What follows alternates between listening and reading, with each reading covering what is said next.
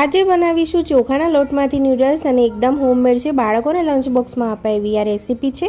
એને બનાવવા માટે 1.5 કપ ચોખાનો લોટ, થોડુંક મીઠું સ્વાદ મુજબ અને પાણીથી લોટ બાંધી લઈશું।